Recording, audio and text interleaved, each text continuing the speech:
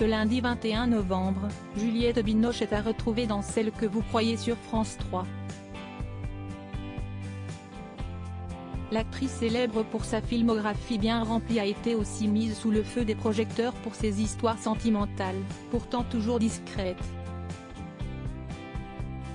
La comédienne est ainsi devenue maman de Raphaël, âgé de 29 ans et né d'une première union avec le plongeur André Allais.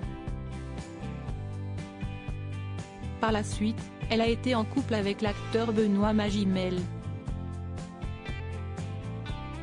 Le couple a alors donné naissance à une fille, Anna Magimel, 22 ans. Les parents de celle-ci ont été tentés au maximum de préserver sa vie privée, ils ont toujours fait attention à ce que son visage ne soit pas dans la lumière, tout comme pour Raphaël, le fils aîné de Juliette Binoche.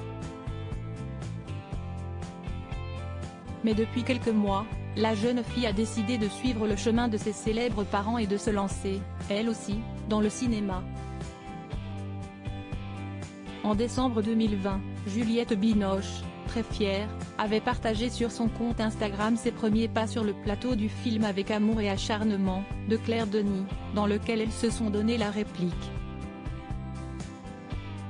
Deux enfants donc que Juliette Binoche élève au mieux dans la discrétion qui la caractérise. Si discrète, elle reste aujourd'hui très secrète sur sa vie sentimentale actuelle et l'on ignore si l'actrice oscarisée en 1997 pour Le Patient anglais est actuellement célibataire ou en couple. Mais quid de ses relations avec les pères de ses deux enfants? Jane Souffret. Juliette Binoche avait fait quelques révélations quant à des difficultés rencontrées. En 2011, dans les colonnes du magazine Marie-Claire, l'actrice se confiait sur sa vie sentimentale. Amoureuse, au moment où elle donnait l'entretien, elle avait déclaré : « Tout va bien. Cela n'a pas toujours été le cas.